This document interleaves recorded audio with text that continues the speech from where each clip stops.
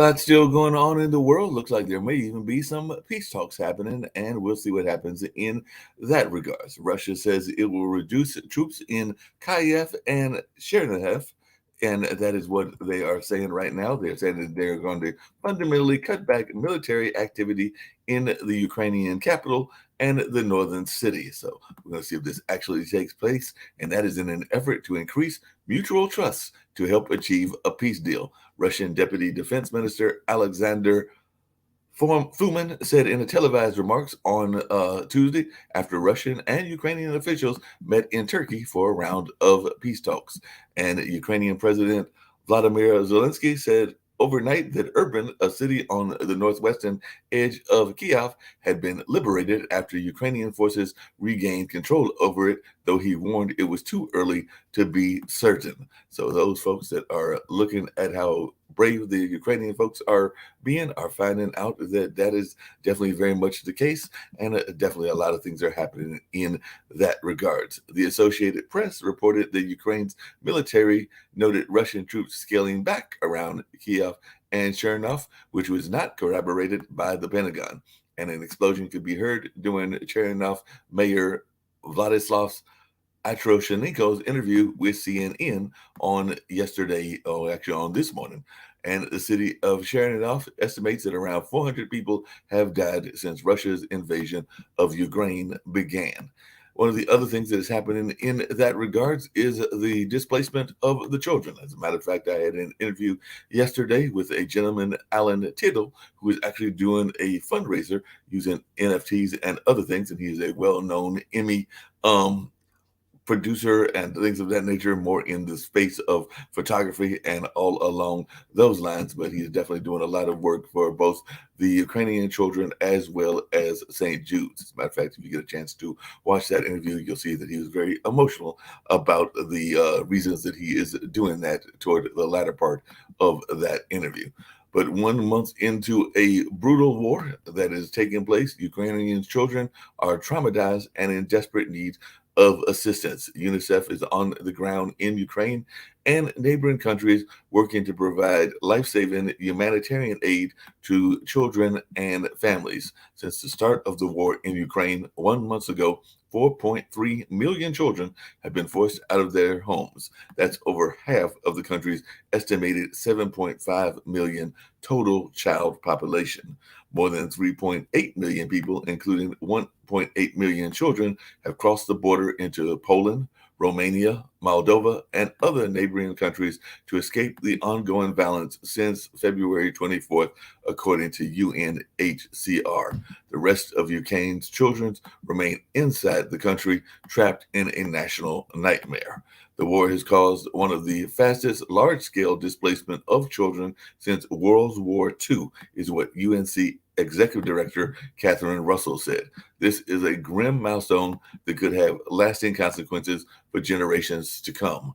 Children's safety, well-being, and access to essential services are all under threat from nonstop horrific violence. And 93 children have been killed and 120 injured since the war began. Heavily populated civilian areas are increasingly being targeted, with children's homes, hospitals, schools, and orphanages coming under assault. The World Health Organization has confirmed 52 attacks impacting healthcare facilities across the country in the past 4 weeks, while Ukraine's Ministry of Education and Science has reported damage to more than 500 education facilities. According to the United Nations Human Rights Office, OHCHR, 93 children have been killed and 120 injured since the war began. These figures represent only those reports that the United Nations has been able to confirm. The actual toll is likely far higher. And like I said, UNCF is rushing medical supplies to children's hospitals and maternity wards. UNCF has 140 staff members on the ground in Ukraine, working around the clock from 5 regional offices on both sides of the contact line to provide urgent assistance to children and families in need, in close collaboration with the government of Ukraine, UN agencies, and key humanitarian partners. UNCF is scaling up emergency operations, including the delivery of medical supplies and equipment to dozens of hospitals across the country, where pediatricians and obstetricians are caring for injured children and delivering babies in basement hallways. That's just some of the very sad news coming out of that part of the world over there in Ukraine. I'm going to bring in Chris, and I'm also going to bring in Sasha. And of course, we've got Shaquille as well.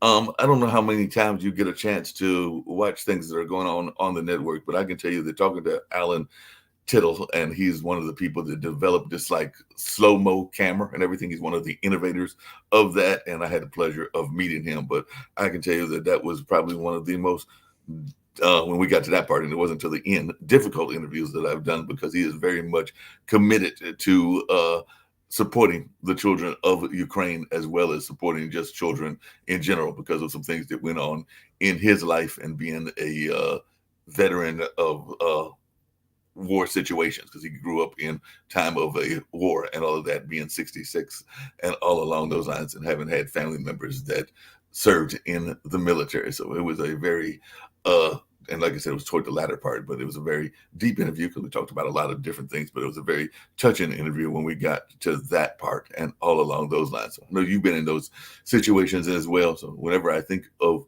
war, the impact on the kids, which can last for decades, as that article just said, is what really always touches and pulls at my heartstrings as well. But I don't know if you had any thoughts. Of course, I want to bring Sashi in just to get more of an update, because we did hear about more things happening that we're looking progressive in the sense of Ukraine's freedom and all along those lines. But definitely, I'm going to bring Sashi in, and in a little bit bring bring Shaquille in as well. But any thoughts that you have, Chris? Because like I said, it was a very moving interview, and that's probably why I decided to lead with that story.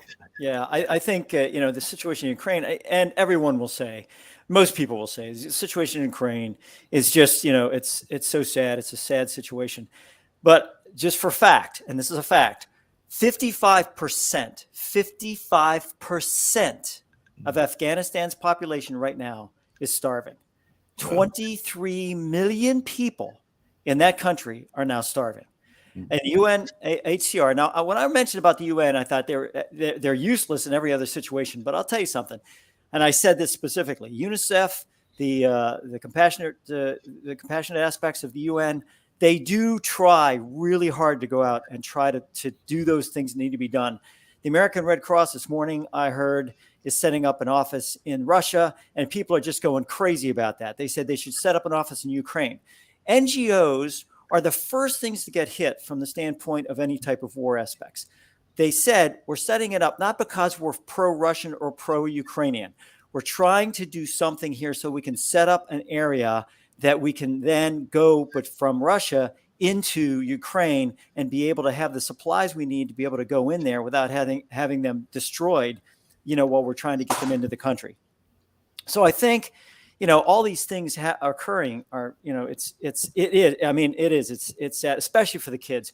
And going back to Vietnam, same thing happened. Now, let me tell you something. This is very, very, very similar to what happened with the U.S. in Vietnam. We went in, we bombed the hell out of everything. We used all these high-tech weapons. McNamara and the rest of his Wonder Kids, they went in there and they did all kind of crazy crap. We ended up getting our butts handed to us, basically, is what happened in Vietnam because of politicians, basically. And then we removed ourselves, and within, and we said we're going to have North and South Vietnam. Within a number of years after that, I think it was 2 or 3 years, all of a sudden, North Vietnamese invaded South Vietnam, and they took Vietnam back. And, I think that's what's going through. I don't know. I don't know what's going through Zelensky's head. I have no idea. But I'll tell you, at this point, it's kind of like, hey, look, at least if we get part of the country back, we can, regroup and do whatever we need to do. And then if the Russians get to the point where they're too hyperextended with other areas of the world, we can go in and we can take these areas back, including Crimea, just like the Vietnamese did. And, I think from a stronger position, he might be able to do that. Yeah. So I mean that's just my thoughts on that. Yeah, But I did want to mention one other thing uh, is that 2 days ago or 3 days ago I mentioned jamming and the fact that hey look you could do jamming against the Ukrainian or against the Russians. We are now providing jamming equipment, including aircraft that are in jamming to NATO. So if they set those aircraft up right along the border, I think that's going to be something that's going to be very, very interesting from that standpoint. And I don't mean to go off kilter here, but remember that slap thing that we talked about yesterday? I said it was fake, and I'm standing by that, just the same as Biden standing by his comment that that was all moral indignation, and I'm not going to apologize for that. But anyways, we'll get to that later. yeah, we'll get to But, that. But you I remember? definitely want to hear from Sasha what he's got to say Oh, okay. about You this bet, man. Go idea ahead. of a divided Ukraine being maybe the solution for right now. And I do want to bring our good friend Shaquille from Down Under as well. And then we're going to probably get to some American politics as well as some other things going on in the world. But Sasha, what is your thoughts about what Chris said is what we're heading to, kind of a divided Ukraine, if these peace talks are going to come around, where there might be, like he said, a northern and a southern Ukraine, and then eventually maybe they'll become reunified. But maybe that would be what'll happen right now. No, I don't think so. I don't think that Ukraine will be divided. I think Ukraine will kick out all the Russians eventually. And I've heard just a speech of Mr. Zelensky to Danish parliament, and there was a standing ovation. People were standing on their feet. And I don't think that... by the way, the idea of opening Red Cross facilities in Russia, people must have a mentality of 5 years old to do that, and from that to expand to Ukraine. So they are assuming that there will be no Ukraine; it will be just a new territory of Russia. So then it's logical. So you open facilities in Moscow or somewhere else, and then you do branch on what used to be Ukraine. But it has the reality is very different. So this strategy of Red Cross could be devised only by a 5 years old kid, probably no more than that. So I think that this is absolutely incredible stupidity, and I don't know. Maybe they got increased budget and trying to see what's the best way to use it. And in Russia, it's the best way because with corruption there, they will probably get half of the funds at least into their pockets. Good luck. Welcome to a new world. Go to Russia. Do it. Speaking of a new world, and this is actually going to be addressed to Shaquille and everything. Definitely the been reports, and we'll get to some of the other things that Biden said, but apparently he was in front of U.S. troops who had been sent near the Poland's border with Ukraine to assist with the humanitarian emergency and to bolster the U.S. military presence on the eastern flank of NATO. And apparently he said something like, "You're going to see when you're there." And a lot of people have been talking about that and finding out that maybe that was a hint that the U.S. was going to be directly involved in the whole Ukrainian efforts to kick back Russia and all of that. That being said, is that something that you think that the five nations of ISIS are actually going to get involved in some point or another, and all along those lines? Because I've heard you talk about that several times, and how we've oftentimes gone in together and everything along those lines. And do you think that that's something we should be doing, meaning Australia, Russia, and the rest of those countries? Or do you think that this was just Biden having a slip of the tongue in some ways? Or do you think that he was actually given a hint that we may actually be joining forces with some of these folks? You sort of asked me two different questions there.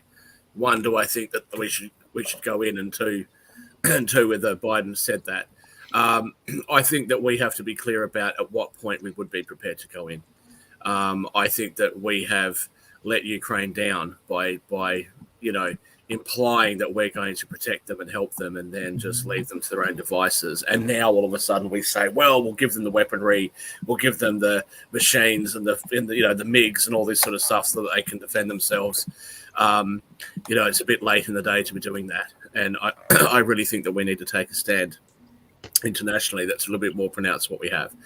As for Biden's, comments, and he's made a number of them, and then the White House has walked them back. Look, the Republicans and the conservative media are making a bigger deal out of this than it is, which is fair enough. Of course, they're going to do that. The left-wing media made a bigger deal out of Trump's comments that were taken out of context and blown out of proportion. I don't think that Biden meant the way that it was interpreted. I think he probably was a bit sloppy with his speech. As the last President Trump was often accused of not being precise enough, and Mr. President, how can you release all these Twitter, these nasty, Twitter messages? So I don't think that I don't think anybody took that seriously, and the allegation being made, by some Fox News contributors that Putin is watching this, and Putin's all of a sudden going to think, oh no, I'm under attack by America. I think that's nonsense. So, look, I think it was a slip up. I think it was misinterpreted. And the comments that he made, he said things like, oh, when you go to Poland, you'll see. Well, I could say to you, look, if you go to Fiji, you will see a beautiful sunset. That doesn't mean that I'm actually suggesting that I'm going to take you to Fiji or that I'm going to send you to Fiji. It's the way that human language is kind of spoken. Right, so to take that literally and suggest that he had basically stated that the airborne division in Poland was going to go to the Ukraine, that's just not, that's one way of interpreting it. I don't think that's how he meant it, and the White House was pretty clear about it. One thing I will say that Dan Perino actually said on Fox, which I would agree with her about, is that when they were on Air Force One, they should have gone up to him and said, look, Mr. President, this is what you said. This is what everybody heard. Yeah. If that's not what you meant, let's get the press corps in here right now and make that very clear rather than waiting 3 days, to bring it back. And the other comments he's made that, have implied that he wants regime change. He probably does want that. Probably most of the West wants that, but it's not something that you should be saying out loud if you're the President of the United States of America. So he has made quite a few gaffes. He's actually made Kamala Harris look good. I don't know how that happens. Shaquille, I would like to ask a question. Don't you see that he was at that time in Poland? The speech was prepared beforehand by his Washington bureaucrats. But there is a time in space and time between the speech was prepared and when he was actually making the speech live. So whatever was prepared was good and valid at the time it was prepared, and it was no longer good and valid as such when he actually made that speech in Poland after he saw the Ukrainian refugees and after he spoke to people and really started to find out what atrocities happened to Ukraine. So that speech was prepared beforehand was no longer valid, but what he said and what he felt at the time was genuine and valid, and he should stay by what he said. I think he plays the audience, Sasha. He plays the audience. Biden plays the audience no matter where he is. He plays it to the race. He plays it to whatever. He plays the audience. He'll just say something just so he says it. I'm telling you, this guy is all mouth, Sasha. All mouth. There's nothing to Chris, back him along those same lines, I got two quick questions. The question was to me. So hang on. So Sasha, I agree with you. I think that the script writer should be commended. The speech writer should be commended. It was a great speech. I agree with you as well. He probably meant it when he said it from his heart. What I'm simply saying is that when you are trying to, prevent there from being any further escalation, and you're supposed to be acting diplomatically, it was best that he didn't say it. He ought not to have said it. And I think that then with his White House 3 days later walking it back, it just sends a very confusing message to America's European partners, to NATO allies. I think that you're right. If he's going to say it, stand by it and be prepared to back it up. I don't think that he wants to escalate, so he shouldn't have said it in the first place. But again, I think it was just a slip. I don't think that Biden's fully there, to be perfectly honest with you. I think he's too old. I think that he doesn't have the same energy he had 10, 15 years ago. And Democrats and left-wing media can make out that he's the most incredible person that ever lived. He's the most popular president. The new SCOTUS pick is the most popular SCOTUS pick that's ever existed. I mean, the US can carry on like that all they like, but everyone else in the world knows it's bullshit, right? Half America knows it's bullshit, and everybody else in the world knows it's bullshit. So, he's a poor communicator. He always has been. He's never been a great, a great sort of orator. And he's made a few silly comments that he probably shouldn't have made. But having said all of that, I don't think that right-wing media and conservatives and Republicans in particular need to be jumping all over him, acting as though this is somehow going to be the start of World War III because he, put a couple of words out of place in a sentence. I don't believe that. I don't believe it's going to be the start of World War III. Yeah. But I'll tell you something. When Trump was president, he killed Soleimani. He didn't sit there and say, I think we ought to have regime change. He went out and killed that guy. And he did it with a drone strike. And you know something? All the press had to say was about how bad this guy was. Oh, he sucks. I can't believe that he did this. I can't believe he killed this man. Soleimani was a butcher. He was a guy that just did immensely inhumane things. Yet, boom. He blew him up.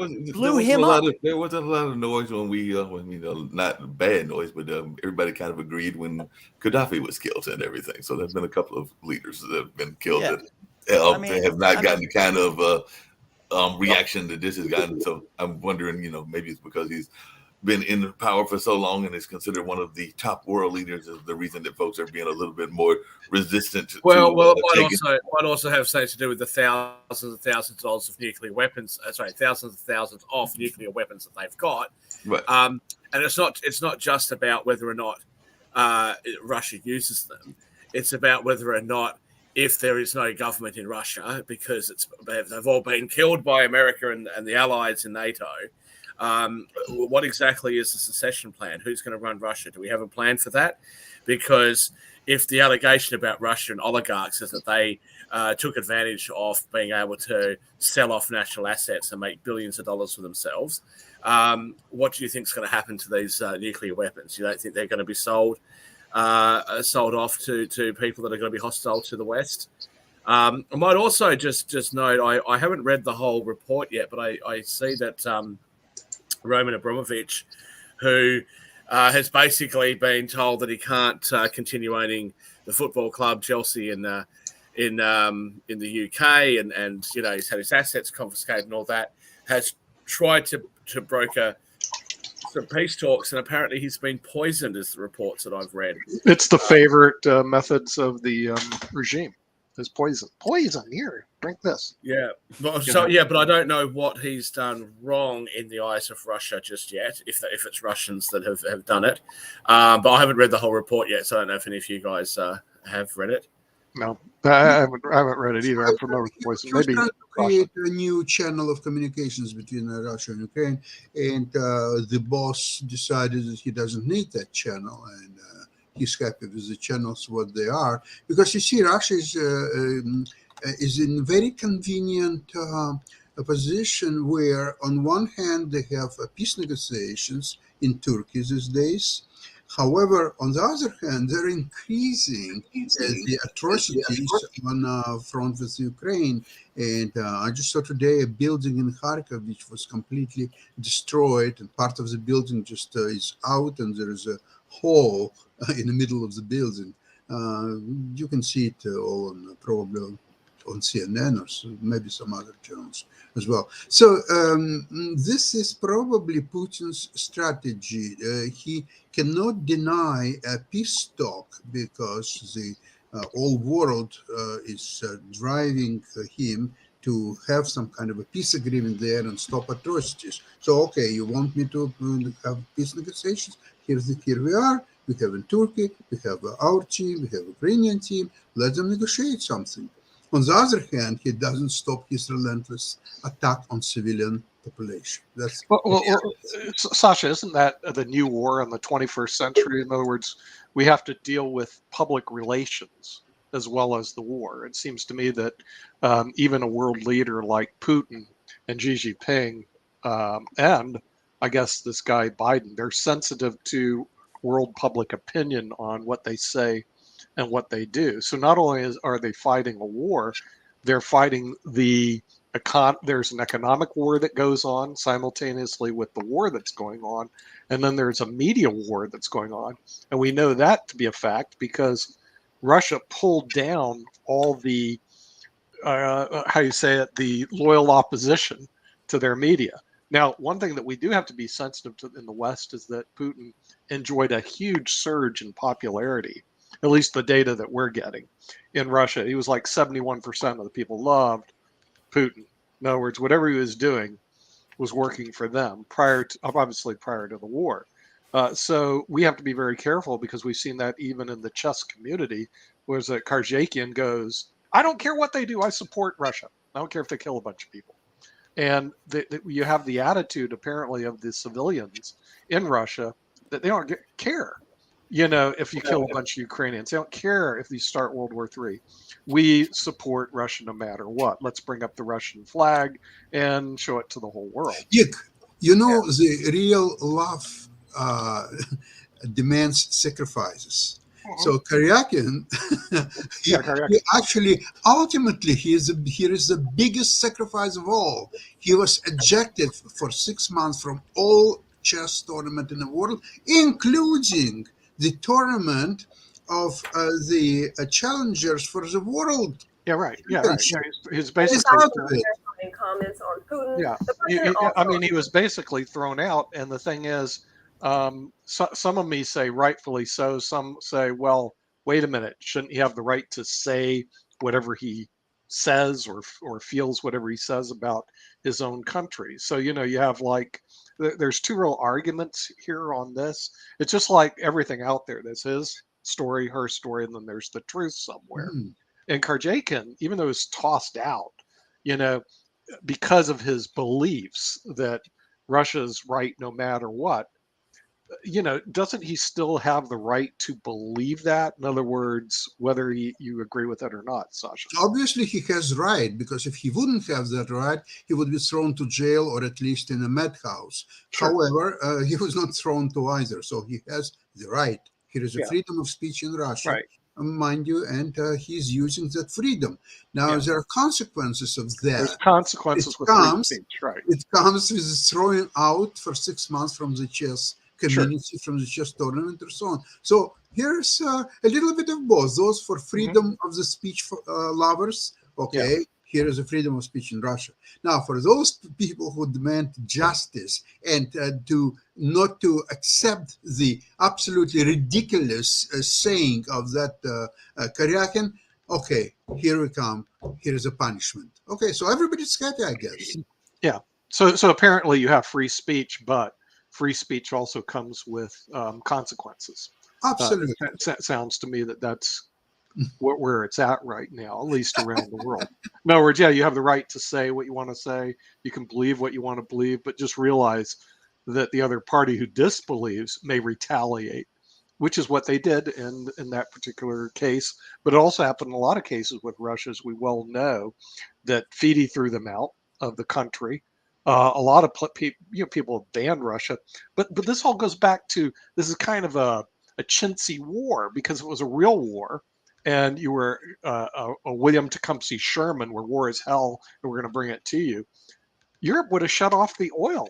In other words, they're still buying energy from Russia. The United States stopped, but Europe didn't. And so the thing is, it's almost like we're at war with you, but not everywhere. And that seems to be the case. We have weapons in Poland, but we're just not going to ship it to the Ukrainians right now because we've got to do it, quote, politically correct. So what type of war is this? I mean, is this really a war? Is this some sort of, a garbage between world leaders? Well, look, Putin is losing economic war, that's for sure, because he's getting crushed. The sanctions are he's being crushed. And to tell you the truth, buying Russian oil and gas products, you see, with the exit of Schlumberger, Halliburton, and Baker Hughes from Russia, I don't understand how they are going to maintain their oil and gas production, say, 3 months from now.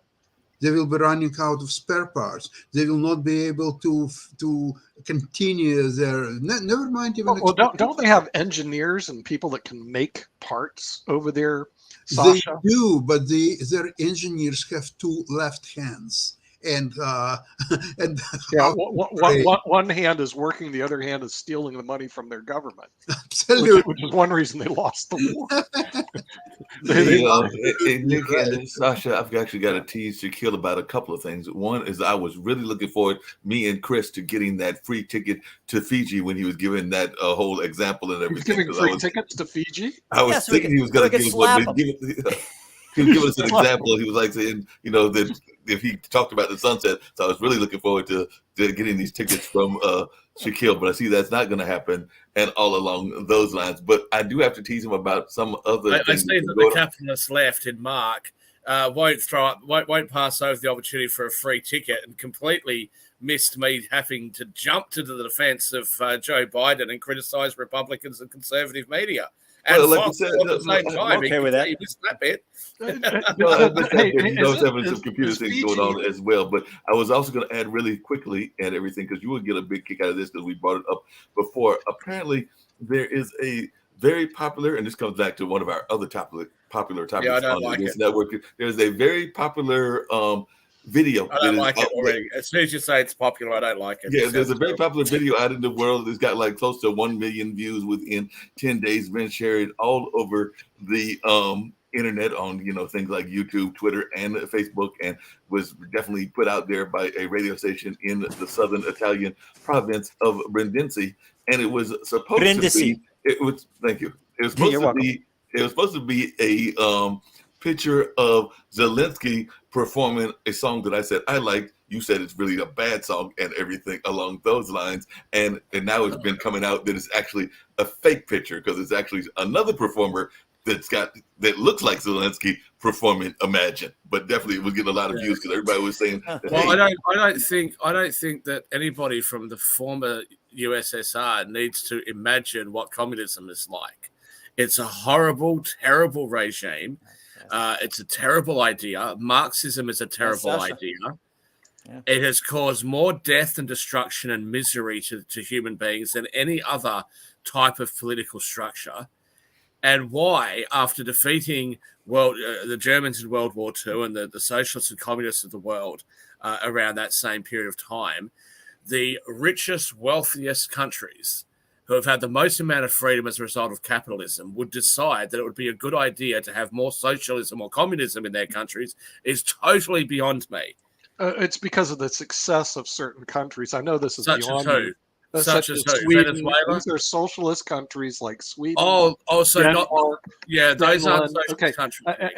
And these are No, but socialist those aren't countries They're not economic that have a socialists. low But those Gini aren't socialist countries. coefficient. That's what you social guys socialists. love doing. In other you words, love they don't to- have you love this to big look at- disparity between. You the love rich to and look the at poor. countries like them, and their prime ministers come out and say, "We are not socialist, right? We have a capitalist economy." And you look at them and you go, "Yeah, but no, we're just going to say you're socialist." So what Sweden's you want actually a is monarchy. capitalist economy. Because if Yeah, you're it going is to a point to monarchy. Sweden, it's a capitalist country. You're going to look at Denmark, it's a capitalist country. And go They look might have at a the higher level of Catholic social Church. services. The Catholic Church is a communist regime. Okay, so what you're saying is the Catholic Church is horrible because they're communists. What? Come on, Sasha. wait Whoa, a whoa, minute, whoa. this is Jesuit University. How did we get the Come on, Catholic Church to be Gil. communist? I mean, the thing is, you're throwing the baby out with the bathwater. Okay, if you look at the Listen, Catholic Church, listen, okay, If in you other words, if you want to the- if you the want to nun- compare nuns yourself, all live together in a if you want to commune, compare if you convent. want to Hello. compare yourself Okay. to a socialist or communist country, You compare know, yourself to Venezuela. Stop this If- old war. If what you Joe want to McCarthy do, communist if stuff. what you want to do is to suggest that the United States should have a higher level of social services, then what you'll do is you'll tax yourself like Sweden does. 1.5 times the national average, you're at 60% tax rate. Okay.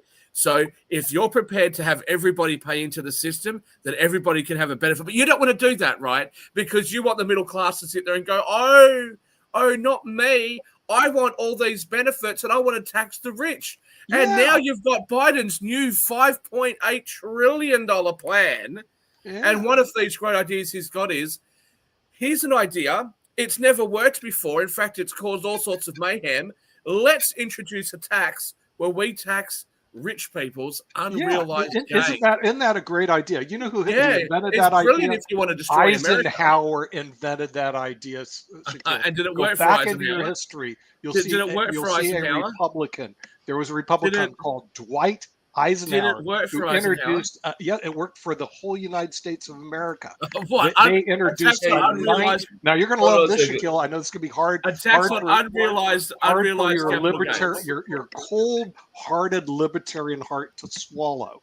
Okay, but he introduced a 90% income tax to pay off the debt and level the field. It wasn't until your friend, and read Joseph Stiglitz's book, a Nobel Prize winner. I'm going to try to get him on our show. The Price of Inequality. Your friend Ronald Reagan introduced the Great Divide to allow wealthy people to get extremely wealthy at the expense of everybody else. And that's where the United States It sounds like you dodged the question Thank you for 30 years. Thank you for 30 years of Reagan BS supply side economics. How exactly did Trickle down. Eisenhower's, according to you, he introduced a tax trickle on down. unrealized capital gains? Economics. How did that work out?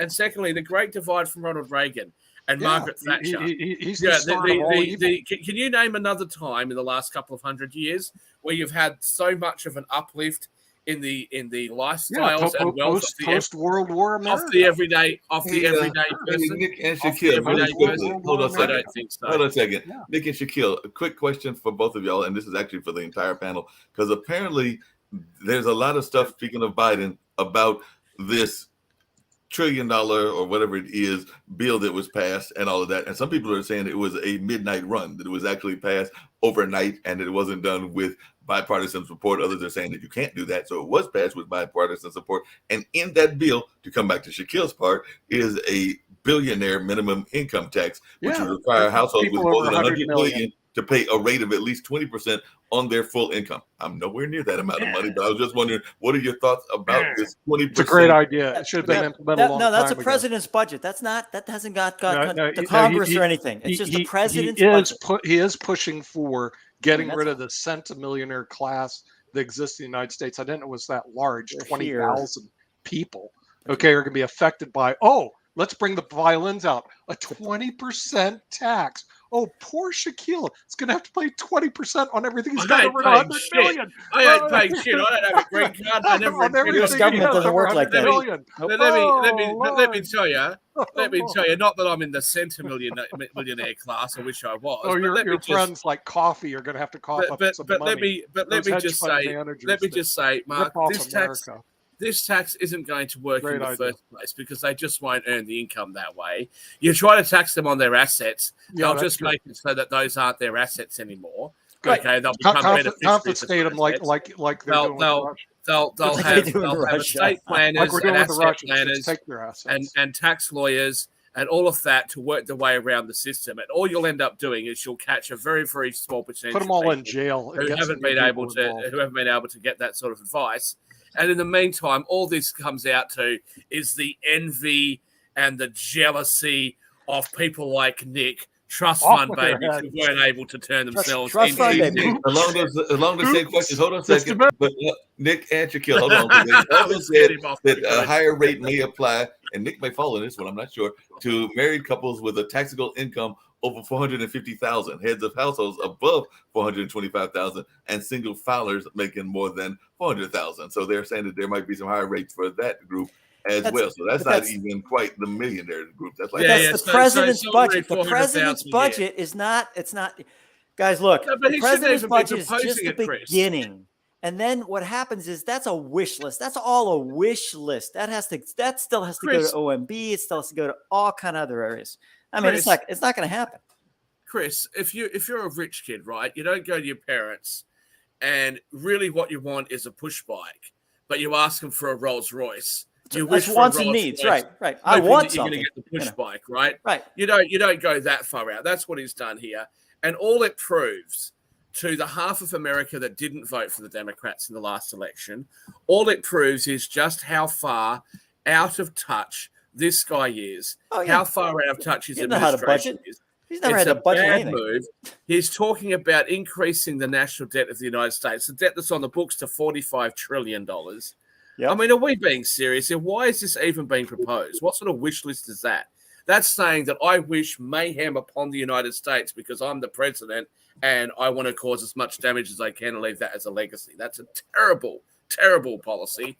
And Joe Biden should be ashamed of himself. Speaking of a wish list, and this is coming back to my good friend Nick and everything along those lines, and I hope he's listening in the back. I hear him back in the back, but and all that. So maybe he'll pop up when I mention it. They'll bring it back in. We have found a way Get to back over it, Nick. reach into China because, like I said earlier, I had the interview with Alan Tittle, who has designed this whole slow-mo camera way back when, and it's got all these Emmys and other kind of things. But he's gone into China because he's got Chinese business partners. So I specifically asked him, "Hey, we want to break into China too. How can we do it?" So he was giving us some tips and all of that. So Nick, if you're listening, apparently we have ways to get into China, but first we need you to put that into the next Facebook post that you do about the shows that I did yesterday.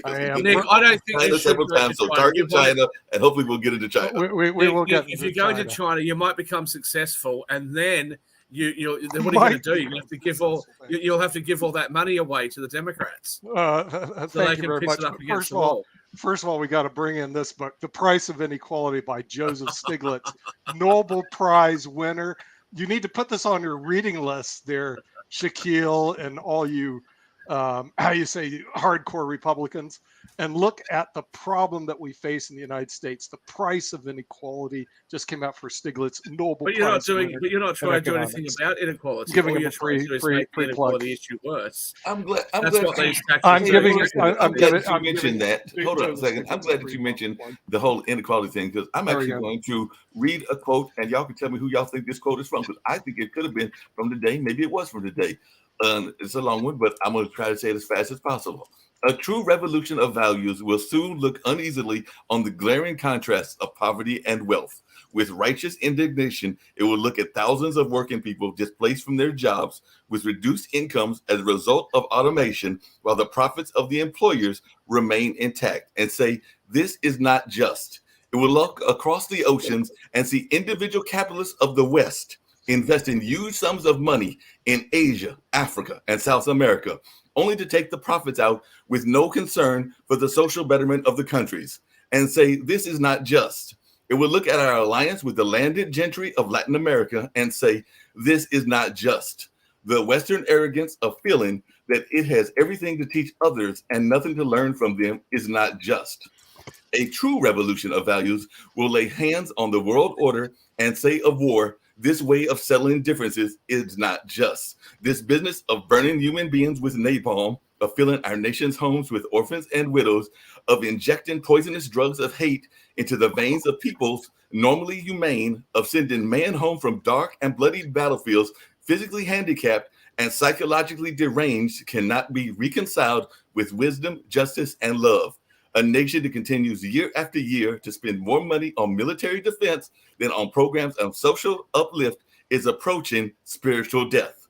America, the richest and most powerful nation in the world, can well lead the way in the revolution of values. There is nothing to prevent us from paying adequate wages to school teachers, social workers, and other servants of the public to ensure that we have the best available personnel in these positions, which are charged with the responsibility of guiding our future generations. There is nothing but a lack of social vision to prevent us from paying an adequate wage to every American citizen, whether he be a hospital worker, laundry worker, maid, or day laborer. There is nothing except short-sightedness to prevent us from guaranteeing an annual minimum and livable income for every American family.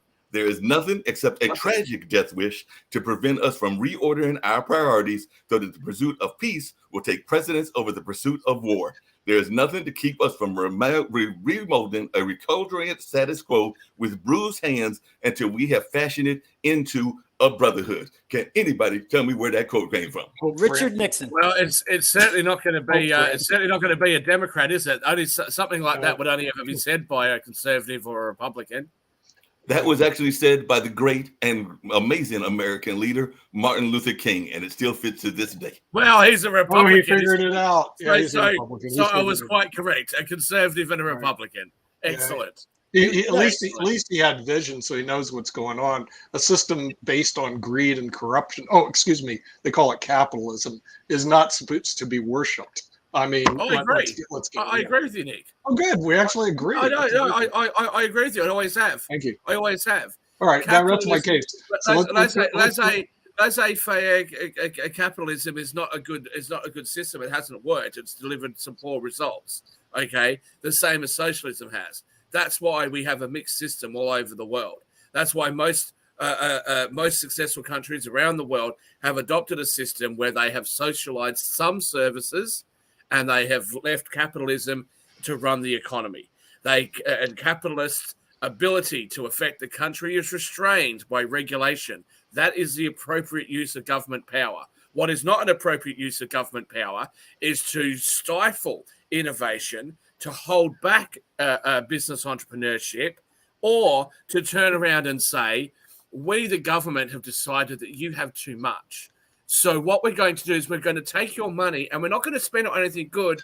We're just going to redistribute it because you're Mr. Main because you have so much money. And what about all the non-gender, non-binary kids that study gender studies at university who can't find $500,000 a year jobs like the dentist who spent 6 years at school trying to get. And Nick, guess who just recently got slapped with a suit because of their racism in this particular society and everything? It's actually a major corporation. I'm wondering if you can guess who just recently got slapped with a suit. Google. Folks, Tesla. Tesla now? Oh, great. Okay. Well, I mean, the thing is, if you look at it from a lawyer standpoint, Mark, it's a way to make money. So when Shaquille goes, let's have a mixed system, part capitalism, part socialism, who's going to determine the balance? Lawyers. Well, we have that system. That's the reason you have lawyers. Thank you. That's not my suggestion. That's the system that we have. Almost every country on earth. That's the reason we have over 1.3 million lawyers. Well, apparently, and to come back to your lawyer point and everything, apparently it was filed last month, and it was filed on behalf of 4,000 current and former African-American workers at the world's most valuable car company. And it's the largest racial discrimination suit ever brought by the state in California to the numbers of workers affected. So they're definitely saying that there was everything from things going into advancement in the jobs to words that were said while at the job to a number of other things and all along those lines. And of course, Tesla. Because there's so much racism in California. There's just so much. It's so terrible. I think California is terrible, but there's also another suit. California is terrible, but not for racism. Come on. There's another suit that took place, but because of the war, this got no press, so probably no one saw it. Here's the name of the lawsuit: Trump versus Clinton. Believe it or not, Donald J. Trump, J stands for jerk. I mean, J stands for good person, sued Hillary Clinton. I mean, if you can imagine that. And it was a huge suit. Why shouldn't he? Why shouldn't he? It's now established. Everybody, because they spied on him. It is now well established to a point that the leftist media can't deny that her campaign spied on his campaign. I mean, it's right. Oh, Lord, I mean, he has every right. He has every right to do it, and he can Watergate. He can also use, and also, Nick, he's on a roll. He can actually use some of the settlement money like that Stormy Daniels has to pay him. Right, that $300,000. He could actually use that to fund the campaign. The legal action against Clinton. It's perfect. No, the problem is Shaquille, really quickly, and I definitely want to hear more about the Hillary thing, but I've also got to tease Shaquille because he's going to love this quote, and I know he's going to love it because the lady that's filing suit, or at least one of them, this is one of her quotes. Texas billionaire chief executive Elon Musk would come through the front of the factory with his entourage. We know you travel with an entourage as well. They didn't want a black face up there, she said, adding that Latino colleagues were left up front while black workers were moved to the back. Elon Musk is African-American. Just thought I'd throw that out again. He is an African-American. He's African-American. And you know what? He's a capitalistic slob, too, because of course, great PR. He's making money. He steals from the U.S. government all the time to enrich his multi-billion-dollar lifestyle. For example, SpaceX. Government contracts, for example. That's his relationship with Biden. Oh, that's put these charging stations everywhere, and the taxpayer, pays for it. This guy is that's not stealing. That is a reason why that is a reason why It sucks people money from taxpayers. should want less government and less crony capitalism.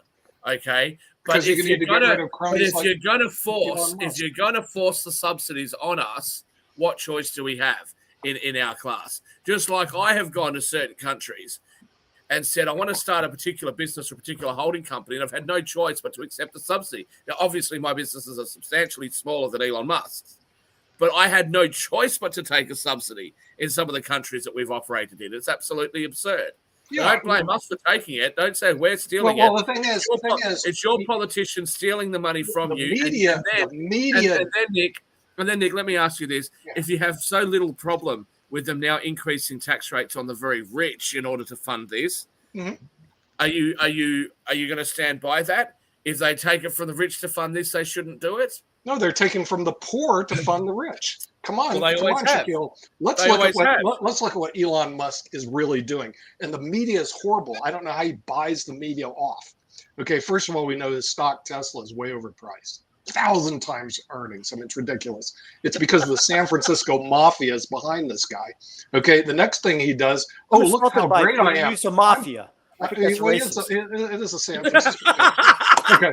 I'm Italian American. Just The word because it's fucking Italian means. Americans, come on. You know, Yeah, but You can't then use next- mafia anymore. Next, he goes to the government. He goes to the government. He sucks money out of the government to fund his SpaceX program. Now, who's paying for it? The stupid American taxpayer. Next, he goes to his friend Joe Biden. Hey, put charging stations all over the place to stop climate And warming. again, you Who's wonder going to why pay the for wealthy- it? The And you taxpayer. wonder why In the the meantime, wealthy- he jumps his net worth from what he should really be worth. And you wonder less than why the 4 wealthy billion to don't want to 200 contribute to a billion. tax system, because it's not as though as a man who was alive once, who was the richest man in this country, once said to a Senate and budget inquiry, it's not as though the politicians spend our money so wisely that we should donate extra. You should use every single thing that you can to minimize your taxes, and if you don't, you need your head read. That's like Judge Learned Hand, but whatever. Okay, here's what's really It's going on. true. Here- It's here- true. Here's what's really going on. His San Francisco mafia, pardon the expression, okay, is behind him like 100%. Oh, look at the great things he's doing and so all the money flows into San Francisco. And here's what happens to the American taxpayer. They're getting it on the chin through Elon Musk, and his PR is great. It's better than Biden. He puts out all this good stuff. Look how great Elon Musk is. Look how great Elon Musk is. But no one ever challenges him. It's like, dude, go look at what he's really doing. You know, look at that man behind the curtain and see what he's really doing. And what he's doing, he's ripping off the United States of America. That's the bottom line of this guy, with our media totally behind him. It's amazing. Well, The media's behind him and everything. Yeah, no one challenges him, Mark. When you In go other back words, to- it's not like this guy rips off people. He smokes dope in front of television. He does all sorts of weird stuff.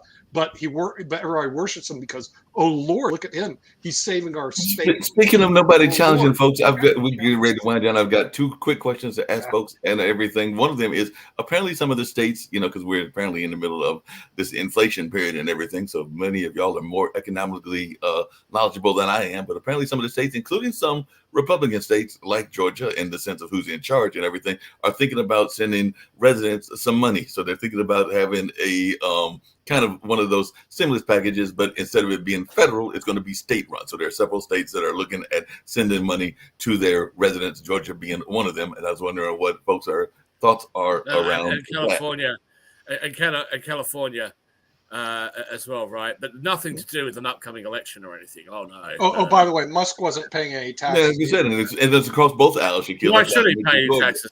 Nick? He wasn't. He was paying Donald Trump style taxes, $700. And Shaquille, that's why I mentioned it. Seven Was hundred Georgia bucks. and Why should he California. And I pay agree, it? it's Georgia and You're California. right, What's- Shaquille. Why across should he What's pay wrong with different that, states. Nick? Because he's What's wrong with Georgia. that? Give me a break. When you Give me guys a break. sit Because there, when you guys sit yourself there- said everybody needs to contribute to the system. This guy That's takes right. from the system and doesn't that's contribute. right. No, that's exactly right. And Elizabeth No. Warren Let's be pointed very out clear. that she Let's be destroyed very Trump clear, on Nick. it. Let's What? be very clear. The absolute morons in the party that you vote for know full well that higher marginal rates of tax don't work. So what do? They sit there and they There's bullshit no to the evidence poor, what you and just they said. bullshit to the middle class, and they say, "Let's soak the rich. Let's soak the rich. Let's have a 90% tax rate." You're making You can have a statements with no 500% scientific tax rate. It's behind still Hey, not going to make any Nick and difference Shaquille, hold on. because We've they're only not got a few earning more income in minutes. the first place, so they're not Yeah. going to pay anything in the Yeah, first place. Shaquille, we've only got a few more minutes. I they- just wanted to they- brought up one other issue that I had on my mind and everything, and I know that some people will be very glad to know that it did pass. Other people will not be glad to know that it definitely passed and Oh, here everything. we go. And it was definitely it was a part of what was going on at the Oscars, other than the slap, because definitely when they started, they mentioned what was happening in Florida. But as of yesterday, Florida Governor Ron DeSantis did sign the Republican-backed bill that bans classroom instruction on sexual orientation and gender identity for many young students, and it's definitely drawn criticism from companies, Democrats, and advocacy groups. And some people had called it the "Don't Say Gay" bill, and it's got all kinds of national attention, including during Sunday's Oscars, because, like I said, I think the three hosts actually brought it up right at the beginning of the presentation. So, are you glad, any of you, that it was passed, and what are your thoughts about this particular bill now that it is apparently law? I think it's fantastic. So I think it's interesting fantastic. enough, Go, Ron this has an DeSantis. age thing going to it, Mark. Right. And this is how the media sets us off emotionally, is because they sit there and they go, young people, in our eyes, young people could be all the way through high school, Yes. but it's not like that. It's up to, I think, the third grade. I think it K is through something like three. that. It says the I don't know what the called the final Parental form is. Rights in Education Bill, the Florida measures Right. So, I mean, bars and you classroom need to read the instruction bill. on sexual orientation or gender identity for children in kindergarten through third grade or from about ages 5 to 9 in public schools. But the bill There is you go. horribly written and very vague, and that's part of the problems. I don't know I what like the final bill said, whether it was K through 3, Chris, or it was K through 3, or in the judgment of a teacher, some garbage like that. So the real problem is the drafting of the bill. You've got a lot of other problems. You also have this issue. Let's imagine the teacher, kids come to them and say, "Look, I have 2 male parents. What are they?" Or stuff like that. I can't tell you. I can't say anything because I'm tied. When Palmer's tied because of Teacher, I was a Ron DeSantis. teacher. I was a Nick, teacher. what You don't nonsense. say anything to that. Nick, You don't, what nonsense? That's for the you put parents. them back to the That's for parents. the parents to decide. You gotta go talk to the governor about this. Nick, I can't talk. No, Nick, that's that not is right. You absolute don't make- nonsense, right? That's absolute nonsense. If What somebody, is Florida if somebody, doing? Tying if somebody freedom has of a speech? parent, I if was a somebody teacher. has a You don't do parent that. who has some sort of disability or some sort of weird Right. arrangement, That's- the family normally will tell them about it, Right. right? They're not going Right. to sit there and say, "I've got 2 dads," but they've only just realised that when they get to school. Okay, their family will talk to them about it. What They is shouldn't- the they shouldn't party infringe- of freedom? They shouldn't infringe upon the rights of other parents. And you know what I'd love to see? I'd love to see some of your Democratic hacks challenge this. Well, to the speaking of Supreme Court. freedom of reactions, education, these baby. reactions, these are some of the reactions that came immediately. Freedom and Definitely, like I education. said, the best winner actress Yeah, Jessica freedom for parents to Chastain in her choose, not acceptance to speech, This is have quote their another unquote, children denied example discriminatory of and bigoted legislation Republican sweeping the counterculture. country. freedom for parents not to Republican have their children counterculture. indoctrinated. These are Republicans saying these are things you can't say. The Republican Party should be ashamed of themselves for Yeah. tying up freedom of Yeah. speech. I thought they were the lovers of freedom. You not don't that get to hatred force. You that don't they get to have with force freedom. someone's children to listen to your speech. No way in the world. Hey, Shaquille and hatred everybody, of free we're speech. getting ready to wrap up. But before we wrap up, I was wondering, what do you think when corporations jump into the fray? Because apparently, after DeSantis signed the bill, They should a get out Walt of it. Disney Company spokesperson said, "quote unquote," the legislation should never have passed and should never have been signed into law. Our goal as a company is for this law to be repealed by the They should- legislature or they struck should get out down of it. in the courts. Yeah.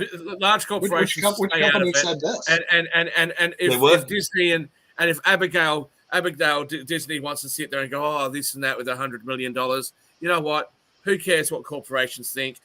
Let the people decide what they want to decide. It's pretty clear in Florida what the people want. If you It's don't really like it, easy. move to another Vote state. DeSantis out, and then you can decide. What Right, you want. right. Try voting him out. If you don't like it, move to You don't like California. it. Move to California. Right? Hey, you got There the we same go. On weather. that note, less- You got On the that same note- weather. You got a lower per capita murder rate. You've got less animals Look, that'll kill you. I'm Go to for freedom California. of speech all the way until you talk about gay. Absolutely. Then I'm not for freedom of speech. Come Yeah. on. Nick, Come on. Where's the party of freedom, baby? Nick, Chris, It ain't the Sasha, Democrats. we've actually Hey, got to that's get ready to right. bounce off because actually Sasha's got his other show where he's got to talk about all the wonders that are happening there in Russia and Ukraine. So we all got to bounce off and head over there. So on that note, we're going to bring up those lovely people Love you running guys. around and all of that and get on out of here. This has been a lively conversation. I hate that we're missing Steve. He'll be back on tomorrow and all of that, but it has been a lively discussion. So let's get on out of here and we'll catch Sasha on his show. I think Chris might be joining him over there, but I'm not 100% sure of that. But definitely we'll be catching that and we'll see y'all on tomorrow.